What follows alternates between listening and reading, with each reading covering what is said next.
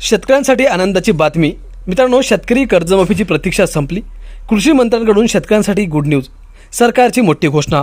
मित्रांनो, अखेर ही good news काय आहे, शेतकऱ्यांसाठी घोषणा झालेली आहे का, संपूर्ण माहिती आपण जाणून घेऊयात। त्याआधी तुमच्या सर्वांचं स्वागत आहे आपल्या शेतकरी मित्र या यूट्यूब चॅनलवर। मित्रांनो, ही सविस्तर माहिती आपण जाणून घेऊयात, व्हिडिओ पूर्ण बघा आणि आपल्या शेतकरी मित्र या यूट्यूब चॅनलला सबस्क्राईब करा।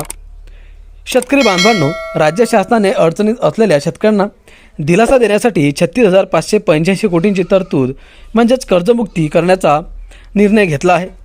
याचा लाभ 56 लाखांहून अधिक शेतकऱ्यांना होणार असून सर्वपक्षीय आमदारांच्या सूचना विचारात घेऊन जास्तीत जास्त शेतकऱ्यांना दिलासा देऊ, असे कृषी मंत्री दत्तात्रय भरणे यांनी सभागृहात सांगितले।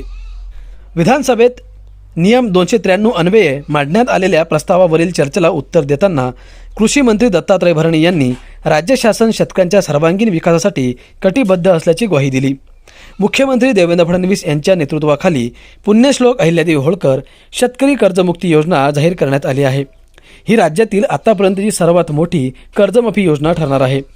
या योजनेअंतर्गत 2 लाख रुपयांपर्यंतच्या थकीत कर्जाची कर्जमुक्ती, नियमित कर्जफेड करणाऱ्या शेतकऱ्यांना 50,000 रुपयांचे प्रोत्साहनपर अनुदान तसेच महात्मा ज्योतिराव फुले कर्जमुक्ती योजनेच्या लाभार्थ्यांसाठीही विशेष तरतुदी करण्यात आल्या आहेत। शेतकरी मित्रांनो, कर्जमुक्ती योजना लाभ सुमारे 56.24 लाख शेतकऱ्यांना होणार असून 36,585 कोटी रुपयांची कर्जमुक्ती देण्यात येणार आहे।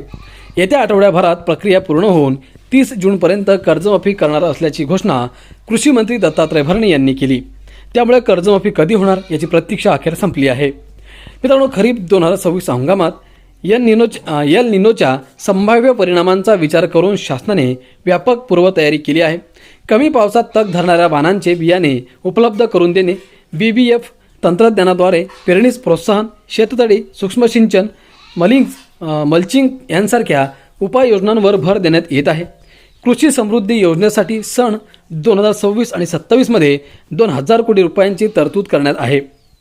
ड्रोन, शेतकरी सुविधा केंद्रे, जैविक शेते आणि कृषी पायाभूत सुविधा उभारणीस प्राधान्य दिले जाणार असल्याचेही त्यांनी सांगितले।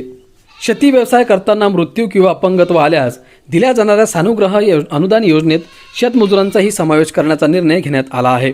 महाडीबीटी पोर्टलमार्फत ही योजना ऑनलाईन राबविण्यात येणार असून शेतकऱ्यांना कार्यालयीन प्रक्रियेचा त्रास होणार नाही।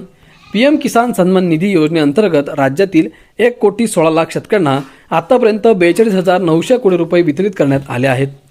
नमो शेतकरी महासन्मान निधी योजनेतून 14,816 कोटी रुपयांचे वितरण करण्यात आल्याचे त्यांनी सांगितले आहे।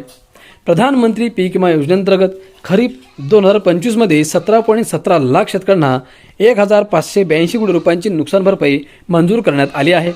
त्यापैकी 96% लाभार्थ्यांना रक्कम वितरित झाली आहे। फळ पीक विमा योजनेअंतर्गतही नुकसानग्रस्त शेतकऱ्यांना भरपाई देण्याची प्रक्रिया सुरू असल्याचेही दत्तात्रय भरणे यांनी सांगितले आहे। तर मित्रांनो, अखेर ज्या शेतकऱ्यांना कर्जमाफीची प्रतीक्षा होती त्यांची प्रतीक्षा आता संपलेली आहे, कारण की 30 जून आधीच ही कर्जमाफी केली जाणार आहे। आणि ज्या शेतकऱ्यांना नुकसान झालं होतं, पीक विम्याची वाट पाहत होते, त्या पीक विम्याच्या संदर्भातील देखील त्यांनी एक महत्त्वाचं वक्तव्य केलेलं आहे। अपेक्षा करतो माहिती महत्त्वपूर्ण वाटली असेल तर आपल्या व्हिडिओला लाईक, चॅनलला सबस्क्राईब करा आणि हा व्हिडिओ जास्तीत जास्त शेअर करा। धन्यवाद।